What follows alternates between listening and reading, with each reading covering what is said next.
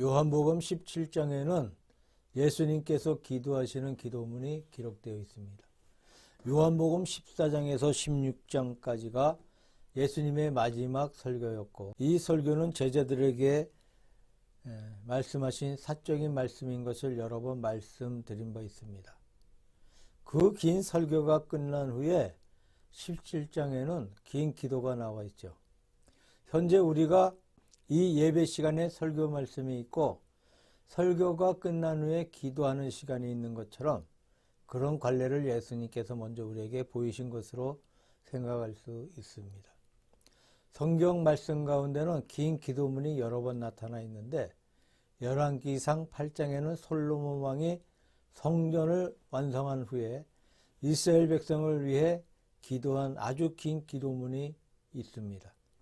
에스라 9장에는 에스라 선지자가 바벨론 포로에서 귀환 후에 이스라엘 백성들 가운데 이방과 더불어 통혼하고 하나님의 계명을 어겼다는 소식을 듣고 머리를 뜯고 수염을 뜯고 옷을 찢으면서 기도하는 에스라의 자복기도가 나옵니다. 다니엘서 9장에는 다니엘 선지자가 이방 땅에 있으면서 예루살렘 성이 황폐한 후에 70년이 경과하리라 라는 예레미야의 예언서를 읽고서는 하나님 앞에 기도하는 간곡한 기도, 그리고 죄를 자복하는 자복의 기도를 볼 수가 있습니다. 모두 뜻이 있고 모두 장엄한 기도가 되겠습니다만, 그러나 요한복음 17장에 나와 있는 예수님의 기도는 그 어떤 기도에 비할 수 없이 보다 더 장엄하고 보다 더 신비한 독특한 뜻을 가지고 있습니다. 신학자 칼빈은 이 기도는 예수님의 설교에 권위를 주는 인장이다 라고 했습니다. 뉴턴은 말하기를 소리는 단순하지만 그 깊이와 그 넓이를 가히 측량할 수가 없다, 그렇게 말했습니다. 벵겔은 말하기를 말은 가장 단순하고 뜻은 가장 깊은 기도문이다, 그렇게 평가한 바가 있습니다. 하여튼 아무도 이렇게 본보다 기도할 수 없는 독특한 기도라고 말할 수 있고, 아무도 그 깊이와 그 넓이를 측량할 수 없는 무한정의 기도라고 말할 수가 있습니다. 이 기도문을 보통 대제사장의 기도라 그렇게 부릅니다. 그 이유는 구약의 대제사장이 1년에 한 번씩 속죄일에 지성소에 들어갈 때에 온 백성의 죄를 위해 양을 잡아 그 피를 거기에 붓고 손을 들어서 여호와여 하면서 하나님의 이름을 한번 부르는 그런 의식이 있습니다. 대제사장의 1년에 한 번 드리는 대속의 기도로 말미암아 이스라엘 백성은 하나님 앞에 1년 동안 지은 죄악에 대해 사죄를 받는다고 그렇게들 생각했습니다. 예수님께서 만민의 죄를 대속하시는 큰일을 앞두시고 설교를 하신 후 이 기도를 들으신 것은 마치 대제사장이 백성들의 속죄를 위해서 기도하는 것과 같은 그런 기도입니다. 그래서 대제사장의 기도라는 별명이 붙어 있습니다. 이 17장은 전체를 세 부분으로 나누어 볼 수 있는데, 오늘 봉독한 1절에서 5절까지는 예수님께서 하나님을 위해서 혹은 주님 자신을 위해서 기도하신 것이죠. 6절에서 19절까지는 그때 곁에 있던 제자들을 위해서 기도하신 기도문입니다.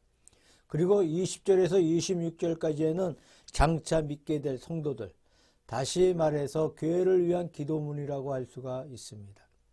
먼저 주님 자신을 위해서 기도하시고, 그 다음에 그 당시의 제자들, 그 다음에 미래의 모든 제자들을 위해서 기도하신 기도문이 여기에 기록되어 있습니다. 주 기도문을 볼 때에 거기에 6조의 기도문이 기록되어 있는데, 앞에 있는 3조는 하나님을 위한 기도문이죠. 이름이 거룩히 여김을 받으시오며 나라가 임하옵시며 뜻이 이루어지이다. 그 다음에 아래 3조는 사람을 위한 기도문입니다. 일용한 양식을 주옵시고 죄를 사하여 주옵시고 시험에 들지 않게 하옵소서라고 기록되어 있습니다. 먼저 하나님을 위해 기도하고 그 다음에 사람을 위해 기도했습니다. 예수님의 대제사장의 기도문 역시 주 기도문과 같이 먼저 하나님을 위해 기도하고 그 다음에 사람을 위해서, 교회를 위해서 기도하는 것을 볼 수가 있습니다. 그래서 주 기도문과 요한복음 17장을 대조해 보면 아주 좋은 비교가 되고 있는 것을 볼 수가 있죠. 여기에 자신을 위해 기도하신 것 가운데 결론은 5절에 있는 말씀 속에 있습니다. 창세전에 내가 아버지와 함께 가졌던 영화로서 지금도 아버지와 함께 나를 영화롭게 하옵소서. 제가 말씀드리기를 아무도 이 기도를 본받을 수 없다고 말씀했습니다만 바로 이 점입니다. 아무도 이렇게 하나님 앞에 기도할 수 없다고 생각됩니다. 이것은 하나님의 아들만이, 하나님만이 하실 수 있는 삼위지간에 대화하시는 그런 내용이라고 할 수가 있죠. 오늘 처음에 보면 아버지라는 칭호가 나옵니다. 눈을 들어 하늘을 우러러 가라사대 아버지여 때가 이르렀사오니 라는 말씀이 기록되어 있어요. 여기에 먼저 칭호의 말씀인데 아버지라는 칭호가 나와요. 이 아버지라는 칭호, 즉 하나님의 부성이라는 것은 구약의 그 배경을 두고 있습니다. 하나님의 부성만 그런 것이 아니고 우리가 믿고 있는 모든 기독교 신앙의 체계와 교리는 전부 구약의 그 배경을 가지고 있죠. 그리고 신약에서 완성되었다고 할 수가 있습니다. 구약에 보면 예를 들면 출애굽기 4장에 보니까 하나님께서 이스라엘은 나의 장자라 그렇게 말씀하셨어요. 이스라엘 백성이 하나님의 아들이라 하나님은 그 아버지시라고 말씀하셨습니다. 그 다음에 계속해서 구약에 있는 선지서를 통해서 하나님께서 저희 아버지가 되신다. 저희는 하나님의 자녀가 된다. 혹은 하나님이 저희 하나님이 되고 저희는 하나님의 백성이 된다. 그런 말씀을 자주 하십니다. 이렇게 하나님의 부성 역시 구약의 배경을 두고 있는 것입니다. 그러나 구약의 부성과 신약의 부성에는 차이점이 있습니다. 첫째, 구약의 부성은 이스라엘 민족을 전체로 한 묶음으로 묶어서 하나님의 아들이라고 했습니다.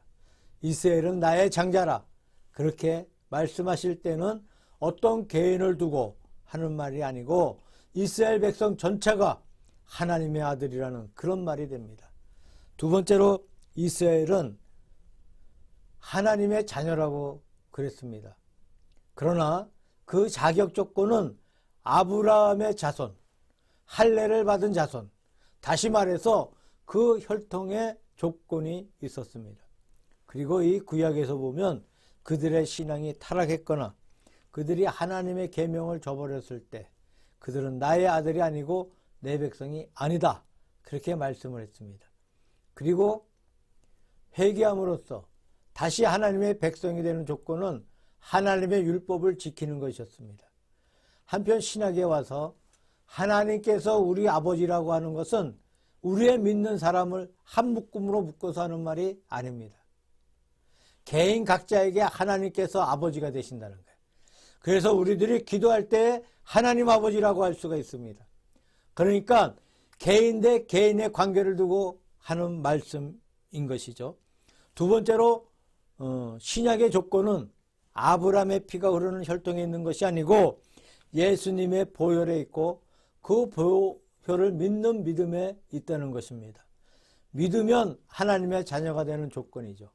세 번째, 신약에서 하나님의 자녀가 되는 조건이 구약과 다른 점은 구약에서는 그들이 계명을 지키지 않을 때, 율법을 버릴 때 내 아들이 아니라고 말씀하셨지만 신약에서는 우리가 한번 믿음으로써 하나님의 자녀가 되면 우리는 영원히 하나님의 자녀라는 것입니다. 하나님의 자녀가 되었다. 안 되었다는 면이 없다고 믿고 있습니다.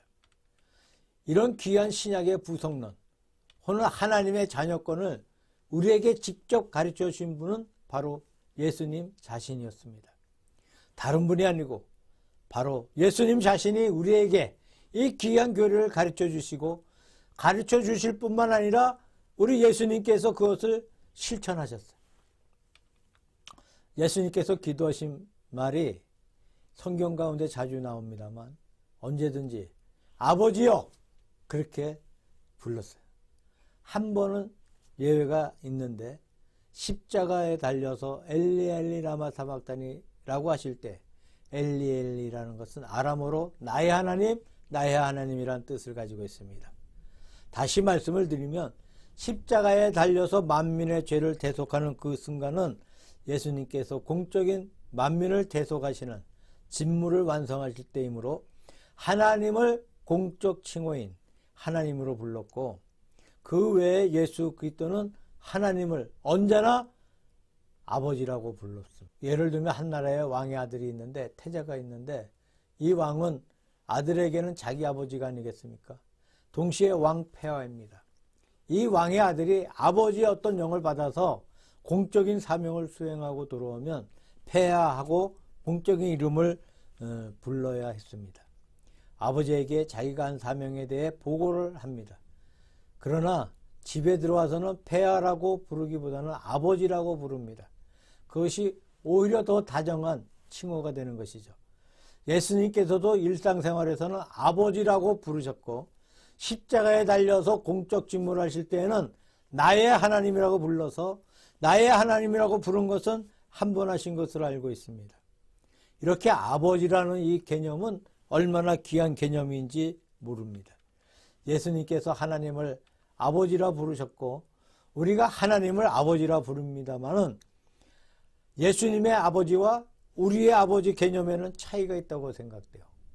예수님은 원래 본성적으로 하나님의 아들이죠. 우리는 하나님의 아들 된 것, 양자가 된 것입니다. 로마서 8장 15절에 보니까 우리는 믿음으로 하나님을 아바, 아버지라고 부른다. 요한복음 1장 12절에 보니까 영접하는 자, 곧 그 이름을 믿는 자들에게는 하나님의 자녀가 되는 권세를 주셨으니 라고 말씀하셨어요. 우리는 믿음으로 하나님의 자녀가 되었고 예수님은 원래부터 하나님의 아들이십니다. 거기에 차이점이 있는 것으로 알고 있습니다. 두 번째로 때의 중요성입니다. 아버지여라고 부르신 후 맨 처음에 하신 기도의 내용은 때가 이르렀다는 말씀이에요. 때가 이르렀다. 요한복음 2장 4절에 예수님께서 거기에서 물로 포도주를 만드실 때에 그 어머니가 예수님께 오셔서 포도주가 없다고 말씀을 드리니까 나와 무슨 상관이 있나이까? 내 때가 아직 이르지 못하였나이다. 그렇게 대답하신 말씀이 있어요. 그때 그들은 그 말이 무슨 말인지 알아채지 못했어요. 또 예수님께서 그 생애 전체를 통해서 아직 내 때가 덜 되었다는 말씀을 여러 번 하셨습니다. 그러나 여기에 보니까 이제는 내 때가 되었다라고 말씀하고 있습니다. 그러면 내 때가 무엇입니까? 십자가를 통하여 구속의 대업을 완성하시는 바로 그 때를 가리킨다고 생각합니다. 그러니까 초기에 예수님께서 물로 포도주를 만드실 그 시기에는 아직 때가 덜 된 때이고 십자가의 때가 무르익지 못한 때였지만 이제는 십자가가 바로 눈앞에 두고 있습니다. 이제 때가 되었습니다. 십자가를 지실 그때가 되었다는 말씀입니다. 이 말씀 가운데에는 예수님의 중대한 어떤 결심이 표현되고 있습니다. 이제는 십자가를 바라보고 마음을 가다듬고 십자가를 향하여 가셔서 십자가에 달리기 위한 마음의 준비를 하고 있습니다.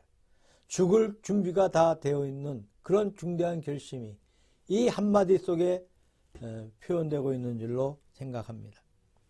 예를 들면 우리는 언제 하나님께서 우리를 불러가실지 모르지 않습니까? 우리가 살아있는 동안에 최선을 다해서 살고 또 살기 위해서 온갖 노력을 다하는 것이 마땅합니다. 그것이 하나님의 뜻입니다. 우리가 우리 몸을 잘 보호하고 생명을 보호해서 이 세상에서 살아갈 때 주를 위해서 일하는 것이 하나님의 뜻이고 또 우리가 이 땅에서 살아가야 하는 마땅한 삶인 것이죠. 그러나 언젠가 우리에게 마지막이 올 때가 있지 않습니까? 예를 들면 우리가 병이 생겼는데 그 병이 도저히 의학을 가지고 고칠 수 없는 그런 상황이라거나 또 갑자기 어떤 사고를 만나 도저히 피할 수 없게 되었을 때 아버지여 때가 이르렀사오니 라고 하신 예수님의 말씀을 본받아서 우리에게도 자기의 때를 대하는 어떤 결심이 필요하다고 믿습니다. 우리가 마지막 순간까지 살려고 거린다고 한다면 오히려 그것은 올바른 태도가 아닌 줄로 생각됩니다. 예수님께서는 이렇게 자신의 때를 아셔서 그 때에 대한 단호한 대처를 하셨다는 것을 우리가 먼저 묵상해 보시기를 바랍니다. 때라는 것은 성경 말씀 가운데 대단히 중요한 어떤 시기를 말합니다. 역사 가운데는 그 역사가 전환에 돌아가는 역사의 전환기라는 것이 있습니다. 예를 들면 천지 창조 때 하나님께서 엿새 동안 천지 만물을 창조하셨는데 그때부터 인간 역사는 시작이 됩니다. 대단히 중요한 때인 줄로 생각합니다. 대단히 중요한 인간 역사의 시초였습니다. 예수님께서 이 땅에 육체를 입고 오셨을 때, 즉 성육신하신 그 사건도 대단히 중요한 때였다고 생각합니다. 인간 역사에 한 번 있었던 하나님이 사람이 되신 사실입니다. 마태와 누가에는 그 사실을 사실대로 성탄의 이야기로서 소개해주고, 요한복음에는 말씀이 육신이 되었다며 그 뜻을 소개해주고 있습니다. 그때는 대단히 중요한 때였습니다. 인간 역사 가운데 다시 없는 그때를 가리키고 있다고 생각됩니다. 그리고 이제 십자가의 때가 되었습니다. 예수님께서 만민의 죄를 대속하시고 갈보리 언덕에서 돌아가신 십자가는 그야말로 대단히 소중한 때인 줄로 생각합니다. 또 언젠가는 이 세상에 시작이 있는 것처럼 마지막 종말이 오지 않겠습니까? 마치 우리 개인들이 언젠가 죽을 때가 오는 것처럼 이 세상 전체도 언제 올지 알 수 없지만 어떤 시기가 되면 세상의 마지막이 올 것입니다. 그때는 대단히 소중한 때가 아닌가 생각해 봅니다. 이처럼 역사 가운데 굉장히 중요한 때가 몇 번 있었는데 그 중에 하나가 십자가의 때라는 거예요. 또 제 생각에는 십자가의 때는 단순히 많은 중요한 때 가운데 하나인 것이 아니고 역사의 중추적인 때였다고 생각되어집니다. 갈보리 언덕에 서 있는 십자가가 역사의 한가운데 서 있고 역사의 중심이고 역사의 촉점이다. 이렇게 생각해 봅니다. 십자가 이전과 십자가 이후 아마 이렇게 역사를 나누어 볼 수 있는 것이 아닌가 생각합니다. 그런 의미에서 역사의 분수령이었다. 역사의 최고봉이었다고 할 수가 있죠. 그때가 이제 예수님 앞에 다가왔어요. 그때는 예수님이 십자가에 달리심으로써 완성되는 중요한 그런 때였습니다. 예수님께서 이 때를 위해서 첫째 당신이 그 십자가 달려 죽으심으로써 대속의 완성을 하실 것을 결심하시고 두 번째 그 때를 위해서 기도하셨다는 것.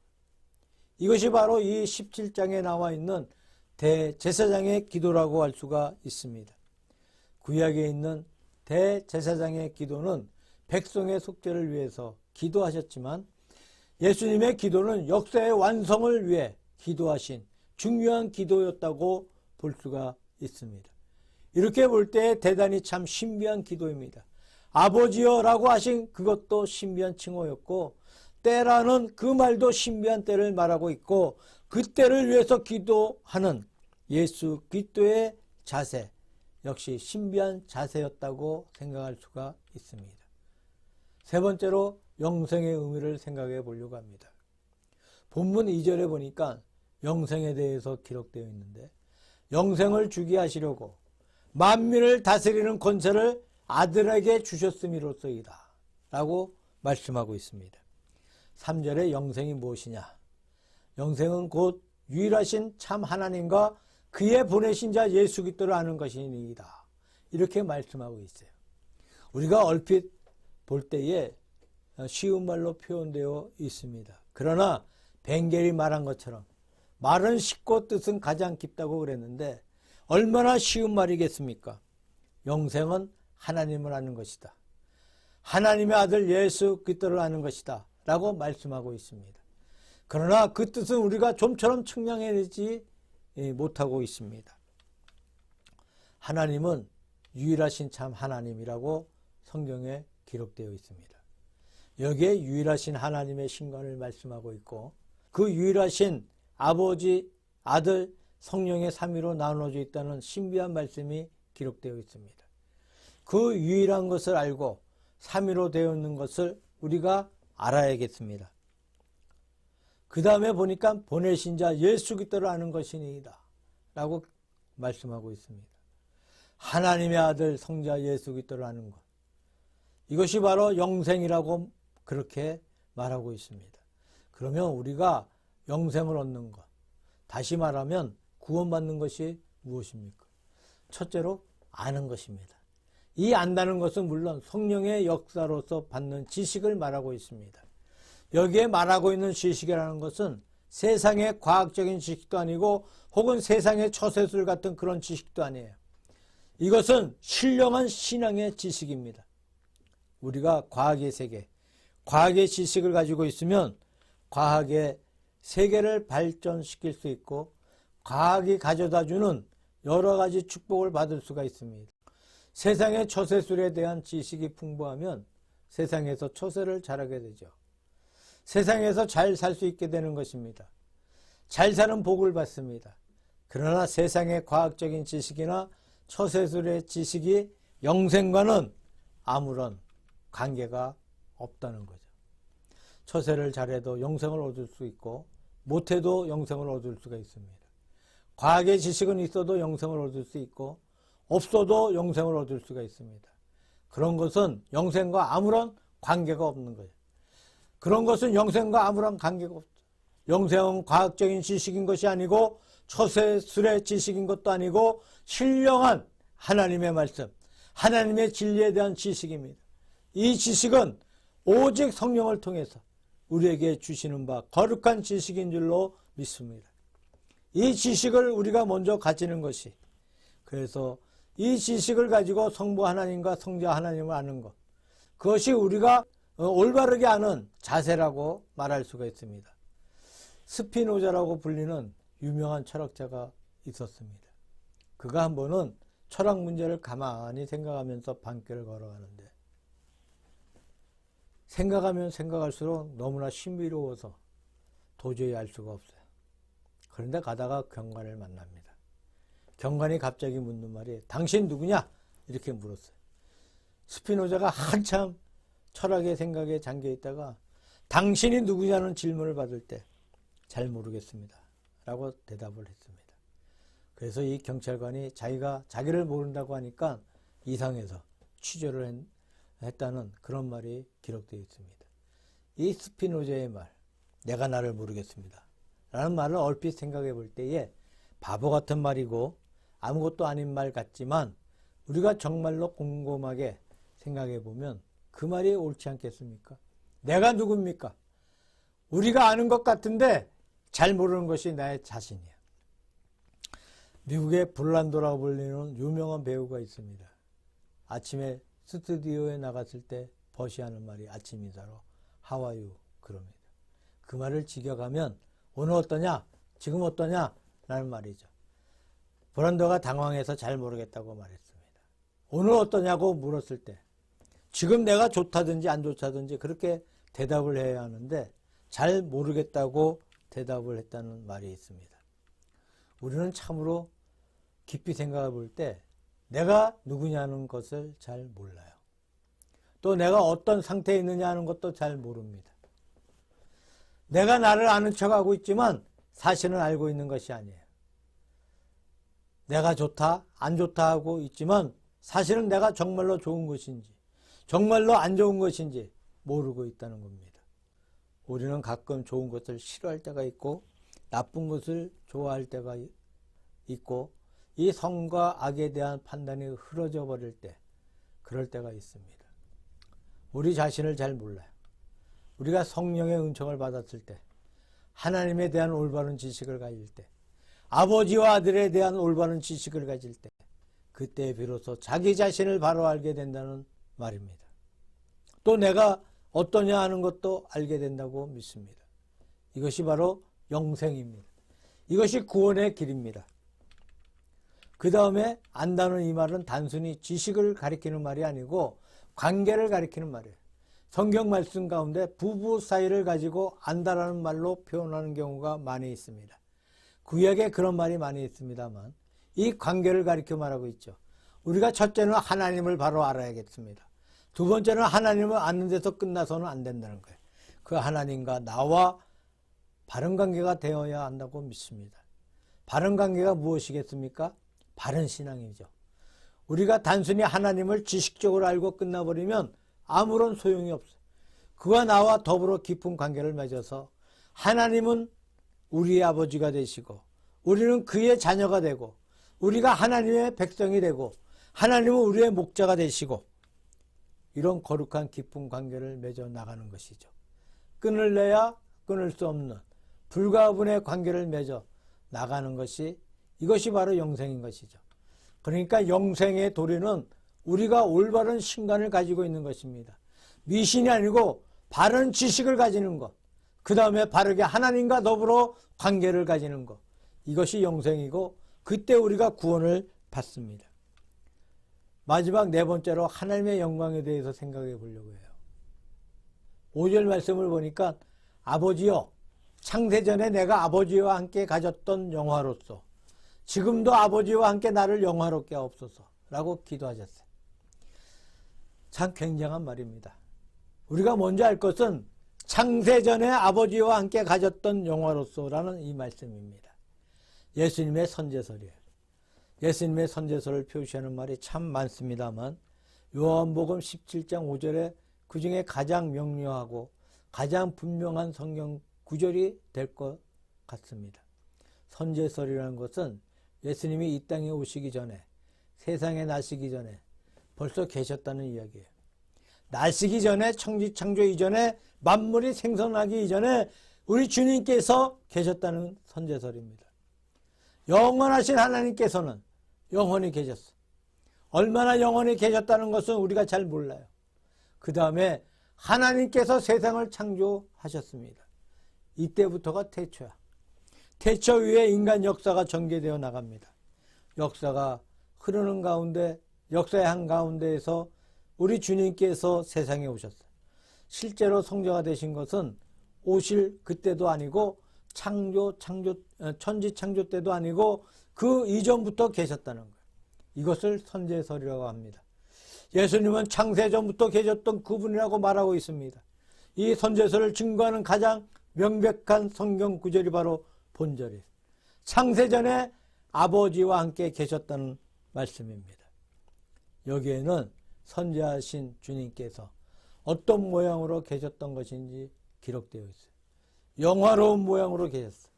창세전에 아버지와 함께 가졌던 영광, 즉 그때의 성부, 성자, 성령 삼위일체가 영광 가운데 계셨어요. 성삼위는 한 분입니다. 한 분이면서도 삼위이죠. 이 삼위라는 것은 가만히 있는 삼위가 아니에요.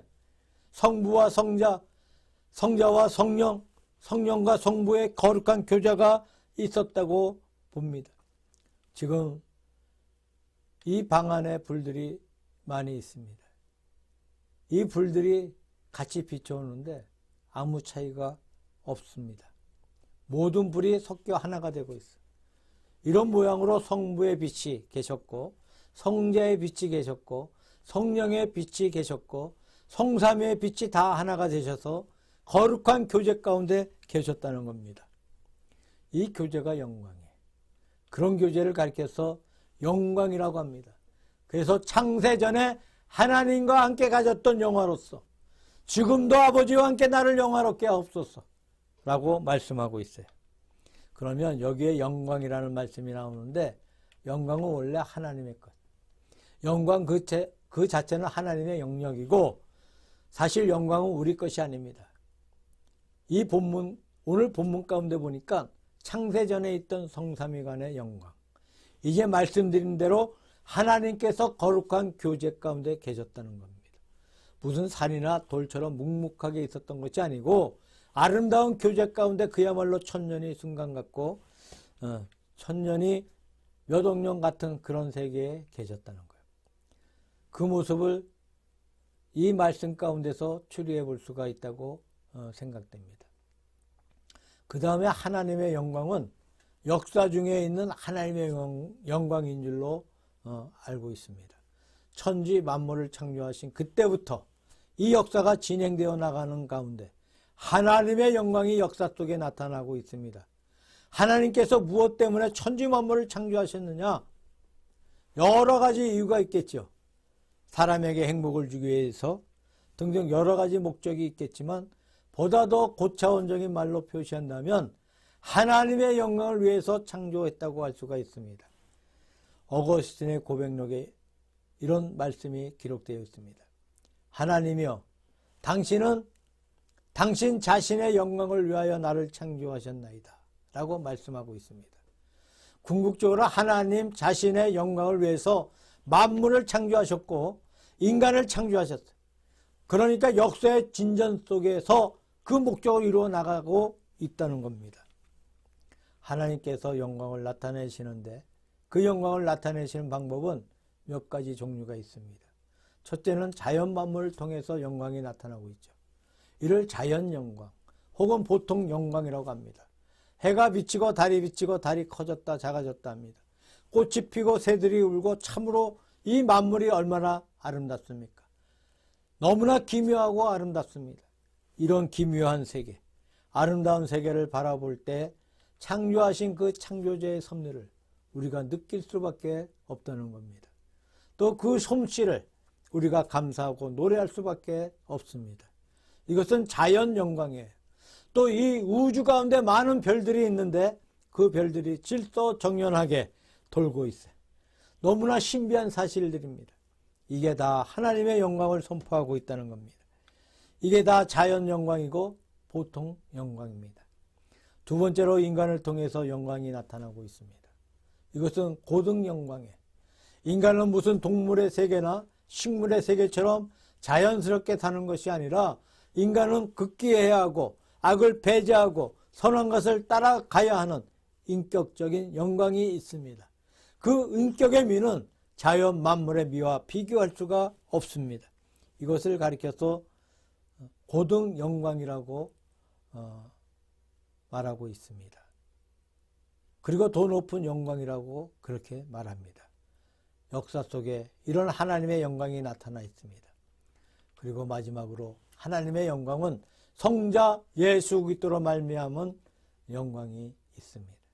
창조 이전에 영광이 있었고 창조 이후의 역사 속에 영광이 있었고 역사 속에 자연을 통해 인간을 통해서 나타나는 영광이 있었지만 마지막에 예수님을 통해서 하나님의 영광을 나타내십니다. 어떻습니까? 예수님께서 하나님의 영광을 나타내시는 것은 이 자연 만물, 자연 영광과 같지 않을 것이 아니겠습니까?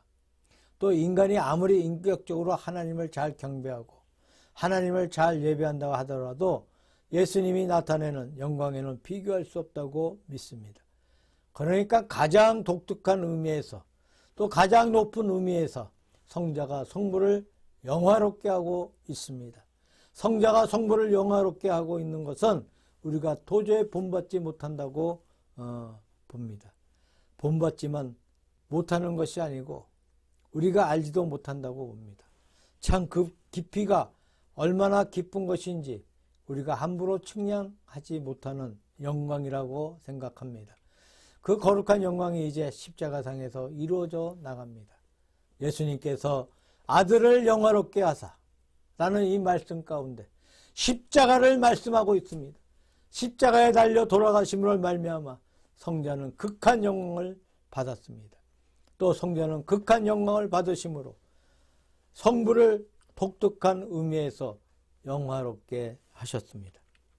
빌립보서 2장에 보니까 예수님의 비하와 영광을 말씀하고 있는데 세상에 오시고 사람이 되시고 죽으실 때에 십자가에서 돌아가시고 저 위에서 저 밑까지 내려가셨다. 그 다음에 그러므로 하나님께서 그를 높이 올리사 십자가에 죽으심으로 높이 올리셔서 모든 이름 위에 뛰어난 이름을 주시고 모든 이름을 그 앞에 무릎 꿇게 하시고 모든 혀가 그를 찬미하게 하셨느니라 하면서 예수님께서 영광을 받으셨다고 합니다. 십자가는 예수님의 영광이었습니다. 십자가를 통하여 예수님을 영광을 받으시고 또 성부 하나님을 영화롭게 하셨습니다. 그러니까 십자가를 통하여 성자와 성부는 함께 영광을 받으셨어요. 아버지와 함께 나를 영화롭게 하옵소서. 이 말씀이 십자가에서 완성되는 줄로 알고 있습니다. 그러나 거룩하고 신비한 모습 가운데서 이 말씀이 아름답게 이루어진 줄로 생각되어집니다. 옛날에 왕이 궁중에서 큰 잔치를 배설할 때, 예를 들면 왕의 즉위식을 거행하거나 세자를 책봉하거나 할 때 모든 준비를 합니다. 요즘 TV에 보면 종종 나옵니다만 그때 그 의상들이 얼마나 화려합니까? 좋은 의상들을 입고 백관들이 참석하고 있습니다. 즉위식 같으면 왕 자체가 주인공입니다. 왕과 왕비가 그 주인공입니다. 또 세자를 책봉한다고 하면 세자가 나이가 어리든 많든 관계없이 주인공이 되죠.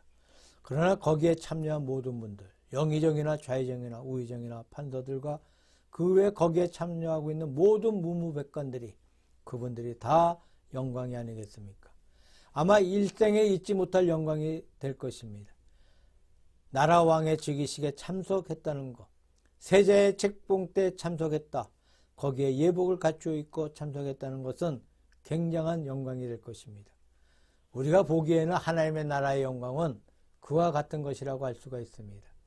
하나님의 영광은 성부, 성자, 성령, 성삼위 하나님의 영광 가운데 있는 영광의 잔치입니다. 그러나 그 영광의 잔치 속에 우리가 다 초대되어 있다는 거예요. 우리가 다 그 나라의 한 백관으로서, 백관 중에 하나로서 우리가 그 영광 속에 참여하고 있다는 겁니다. 예수님의 거룩한 영광을 위한, 예수님의 자신을 위한 기도문은 우리들이 그 영광 속에 장차 초대될 사실을 위해서 준비하신 준비의 기도라고 볼 수가 있습니다. 하여튼 예수님의 기도문 가운데 높은 뜻, 깊은 뜻을 마음 가운데 묵상하시면서 이 극한 하나님의 영광을 우리가 마음속에 올바르게 깨달으면서 믿음으로 거룩한 영광에 참여하는 그 도를 감사하게 생각하고 우리가 감사하는 마음으로 우리에게 주신 믿음의 도리를 힘써 지켜나가시기를 우리 주 예수 그리스도의 이름으로 축원합니다.